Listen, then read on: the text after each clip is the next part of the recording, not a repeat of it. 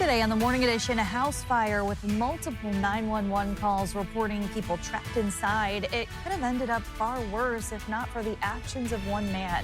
We'll take you to the scene of a tense situation Monday. Plus, cleanup day for Fairbanks is approaching and the city is ready. We'll let you know how you can get out and do your part for a clean and beautiful city. And later.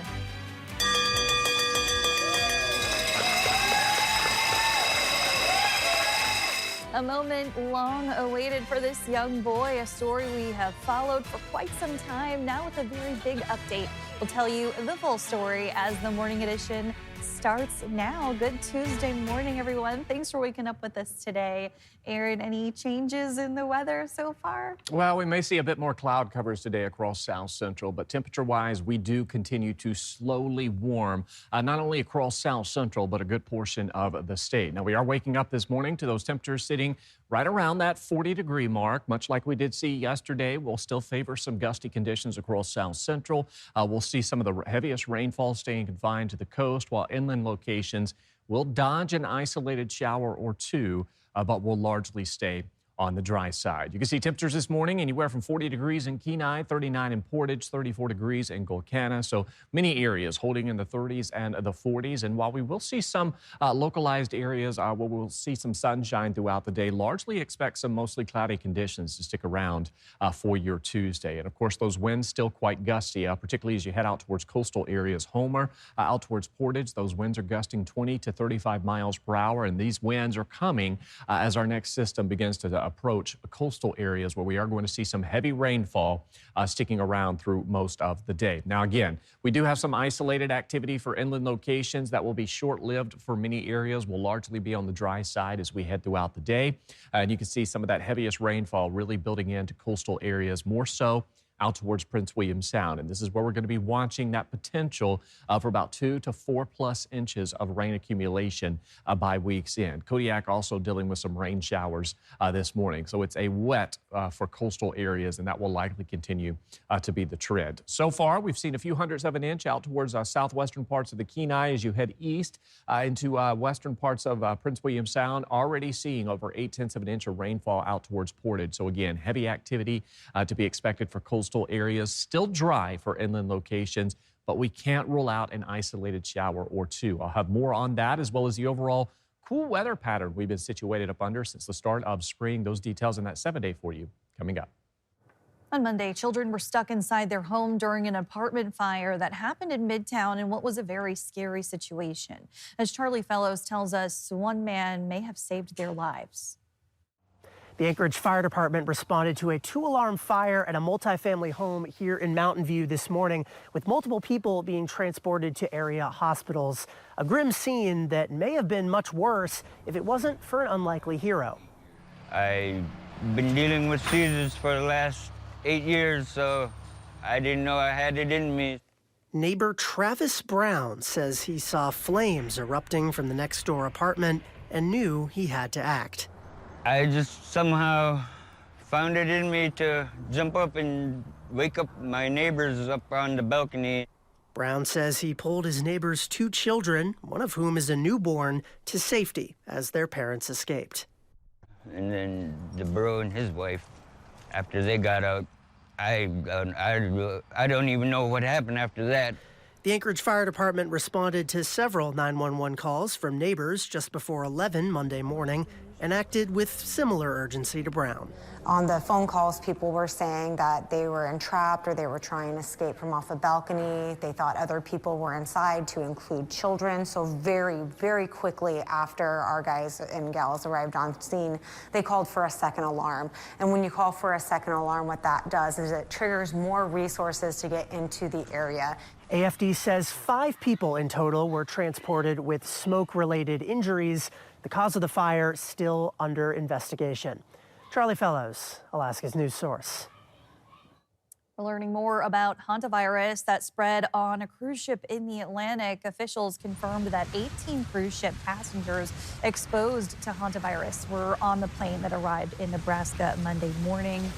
That included 17 American citizens and 1 British national, and 2 of those continued on to Atlanta. And with the first cruise ship of the season already in and out of Anchorage, we asked Alaska's state epidemiologist what risk, if any, could pose. Everybody who was on board the cruise ship is now being monitored in their respective countries. And so the risk of this particular outbreak to the wider public in the United States, or especially in Alaska, is very low. The MV Hondias had 147 passengers and crew from 27 countries on board when the cluster was first reported May 3rd. Health officials are conducting contact tracing and monitoring quarantine with an incubation period that can last for weeks. People in Nebraska were taken to the University of Nebraska Medical Center for evaluation and are said to be in good spirits. One American did test positive in one of 2 tests performed in Spain. Officials are working to confirm those results. A grand jury has declined to indict a 17-year-old in the shooting death of a 21-year-old Wasilla man. They returned what's called a no true bill on felony charges, including manslaughter. That house you see right behind me is where that fatal shooting took place last month. As the criminal complaint says, that shooting was the result of 2 people practicing gun self-defense takeaways. It's a sad situation, a neighbor tells us, after a fatal shooting during a birthday party left 1 man dead. Charging documents show the 17-year-old Wasilla teen was originally charged with manslaughter, first-degree assault, and a weapons misdemeanor in the death of 21-year-old Dominic Murray. But Monday, a grand jury declined to indict him on the felony charges. According to the state, Murray and the team were practicing gun self-defense takeaways when the loaded gun went off. According to court documents, the teen started to twist the gun away from Murray before Murray pulled the trigger, but the gun did not fire. The teen then took possession of the Glock handgun, and when Murray reached forward to take it back, the gun fired, hitting Murray in the upper right chest. Murray later died at the hospital. According to the state, the 17-year-old says Murray was his best friend. Wasilla police stating in the criminal complaint how the teen said, "I can't believe I shot my best friend. I can't believe I shot him."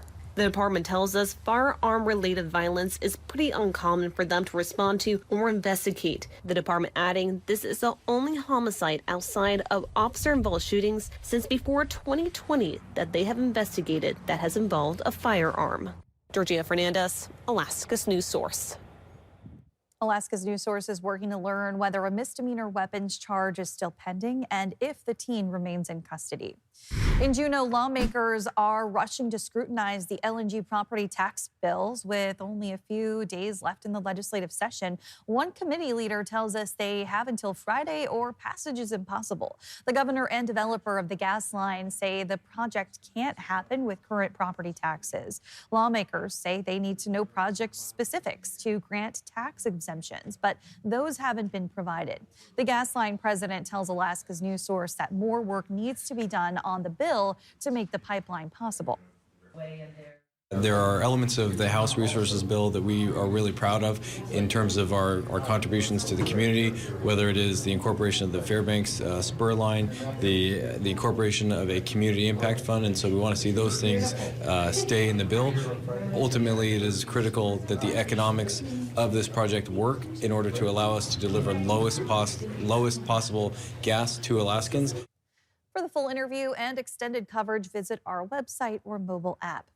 Saturday is cleanup day in Fairbanks, and it's nearly 50 years in the running. People usually pull about 20 tons of litter off the streets. Designated bags, yellow for trash and green for recycling, are popping up as some get an early start. Golden Heart Waste Management will pick up the bags, but you are asked to only leave the full bags along major roads or intersections, not small neighborhood streets. So that pickup goes smoothly. Community interest is always exemplary. Fairbanksans love to get out and clean up the roadside. This year the roads are looking especially dirty on the edges of the roads. So we have lots of community members and groups out there cleaning. If you find a gun or ammunition while cleaning, you're asked to leave it where it is and call Alaska State Troopers. And if you choose to pick up a needle, you are asked to put it in a damage-resistant sharps container before putting it in a bag. Alaska has its 2027 Teacher of the Year, and this time the award takes us to a high school in Palmer. Jace Bertrand tells us about why this teacher deserved to be honored. We spoke with Dr. Burton back in 2022 when the Colony High School marching band traveled to Ireland to perform. This wasn't the first time the Northern Knights played on a global stage. The 75th anniversary of D-Day in France. We've performed at the Rose Parade, the Macy's Day Parade in New York City, Grand Nationals, which is the top competition for marching bands in the country. Dr. Burton has been teaching at Colony High School since 2004. What I teach has a history that's hundreds and thousands of years old, and so the music part stays consistent, but how we approach it's different. It's been wild to watch the changes. More than 2 decades later, Dr. Burton is now being honored as the 2027 Alaska Teacher of the Year. It is exciting and overwhelming. So many different emotions going through and trying to figure out what that means, and there are so many good teachers, it's very humbling. With ongoing debates over school budgets and planning, he hopes this recognition can help highlight the importance of public education in Alaska. I think that public schools are doing amazing things, and there are amazing kids and amazing communities that support it. And I think that creative arts is an essential part of our American identity and education and our economic system and just society. As part of the title, Dr. Burton will have the chance to speak at conferences around the country and possibly win the national title of Teacher of the Year. Jace Bertrand, Alaska's news source. Still ahead on the morning edition, it's pretty common to carry bear spray on trails and out and about, but have you ever had to use it? If not, there may be a little more to it than you might think. We'll show you some tips and tricks on how to use it safely coming up. We're still holding on to some of that heavy rainfall for coastal areas, but as far as inland locations, we'll largely stay on the dry side. I'll have more on that, but first, a sunrise getting in at 5:19 in Anchorage, 6:09 in Bethel. Your full forecast is next. Welcome back in on this Tuesday morning. We're checking in on those puppies at Denali National Park. Look, they're being so good. They're not even playing or anything. Maybe they just woke up. Yeah, they're already up and at it this morning, certainly dealing with some warmer conditions across the state this week. Now, that hasn't been the case for a good portion of the spring. In fact, we've only seen a handful of days across South Central where those temperatures have warmed above seasonal values. Over the last 2 weeks, you can see we've been flirting with, if not dropping, below some of those seasonal conditions. Average high this time of year is right around 55 degrees. Now, we have seen temperatures climb since the start of March, and you can see that steady climb starting around March 1st. You can see temperature right around 10 degrees, and then as we went into the first couple of days of May, we've been seeing those temperatures sitting in the mid to upper 40s. So yes, we have warmed across South Central and the state as a whole, but spring so far, certainly one of the coldest we've seen in quite some time. Average temperature in Anchorage, 27.1 degree. That is currently the 5th coldest spring on record. We're also looking at the 3rd wettest spring through May 11th. Fairbanks dealing with the 6th coldest spring on record with an average temperature of 16 degrees. And then Juneau dealing with the 8th coldest spring on record with an average temperature coming in just under 35 degrees. Now, we still have about 2 weeks of the spring season left, but that kind of gives you an idea of just where we've been so far for the season. And temperatures this morning, we are waking up still chilly as you head along the slope, 8 degrees in Utqiagvik, 15 degrees in Dead Horse. Elsewhere across Alaska, we've got those temperatures sitting in the 30s and the 40s. So we're still dealing with this trough that's really staying with us across the state. We've got that ridge that has shifted out towards the Pacific Northwest. And what we're going to be watching here over the next couple of days is systems that's going to stay out towards the Aleutians as well as the Gulf Coast region. And this will keep some cooler weather locked in place. Of course, with inland locations of South Central set to be on the drier side, we will be a bit warmer than what we're going to be dealing with across coastal areas. While the coast will warm into the 40s, inland locations of South Central will climb into the 50s. Now, we can't rule out some isolated showers for inland locations today, but most of the rain will stay confined to coastal areas out towards Kodiak as well.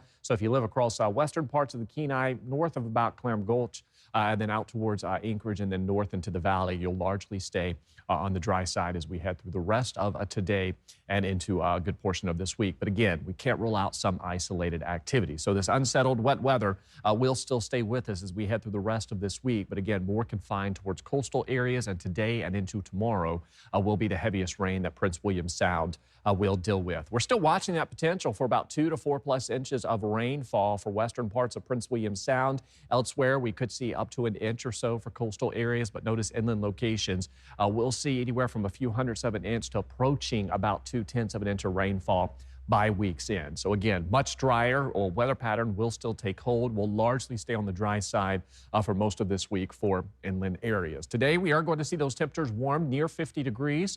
We'll see a bit more cloud covers today, but still expected to see some sunshine breaks. Those winds will still be breezy. We'll favor winds gusting anywhere from about 20 to 40 miles per hour. So there's those daily highs. You can see topping out in the lower 50s as we head through the rest of this week. This is the warmest stretch of weather we've seen all season long. We're also going to see the warmest stretch of weather all season long in the interior as well, where temperatures will top out in the 60s. I'll have that in the River Watch or the breakup forecast for you coming up next. All right, thanks, Aaron. Having bear spray is important when you're hiking in Alaska, but so is knowing how to use it properly. Obviously, you don't want to practice with real bear spray, but the same stores that sell it also sell practice cans. Also, cans do expire, so the recommendation is to replace them about every 2 years. Lauren Maxwell met with an expert to show us how. Well, so many of us take bear spray when we're out and about on the trail, but let's be honest, how many of us would feel confident knowing how to use it if push comes to shove? That's why we're here at the Learn to Return training school. Here's a full canister. Okay, put your finger in there. Director Brian Horner says make sure to remove the plastic strap that keeps the can closed before you hit the trail, and keep the canister Spray should be lower on your body. where you can access it quickly. When you pull it out to use it, remove the safety. Come way over and So pull way back. and then just pull back. Pull back on that. Bang. And brace the can or park it against your other hand. And the parking place should be put out as far as you can. Okay. Out there, okay? Not because it's a gun sight, but because the spray will come back. And honestly, about 3% of the people who use bear spray are going to be incapacitated by their own spray. In this case, practice can help. Up, there, and Down, and do the clip. and then spray. And then back and forth. don't spray directly at the bear. Go low. Go low. Aim at the ground, going back and forth. The bear will likely back off, but if you're running out of spray or if it's still advancing, Spray down, all right? And then we go down, because look how close it is. You're down. I'm down. Yeah, right. I'm from there. down. That's right. Right, and you're crossed, and your ankle. Put your feet flat. That's right. So they don't even grab onto that. And then go ahead and just talk a lot. Hey, Lauren, you okay? Bear. Okay, That's bear. right. Just stay down. Stay Go down. away, And then please. 2 minutes go by. Start looking around. Okay, but not too quickly. No. Holy moly, it's a lot to know. Lauren Maxwell, Alaska's news source. Think you've got the voice to make history? We want to hear it. As part of our We the People celebration, KTUU and KTVF are inviting you to be part of this milestone moment with the Star Spangled Sing-Off. One lucky person will win an all-expenses paid trip to Nashville to film a performance that will air on Gray across the country. So vote for your favorite entry starting in June. Now, here's how to enter. Submit a solo a cappella performance of a complete version of the national anthem. You must be 18 or older. Residents in Fairbanks and the interior should enter on the KTVF site. Other Alaska residents should enter on the KTUU site. Upload your video by Sunday, May 31st at 11:59 p.m. Eastern Time. That's 7:59 p.m. Alaska time. By going to our website and clicking the contest link in the upper banner. That's where you can also view the official rules. Thanks for listening to our podcast. Click subscribe so you can get the latest podcasts from Alaska's news source automatically. And stay up to date with breaking news and in-depth reporting. Available for free 24/7 with the Alaska's news source app.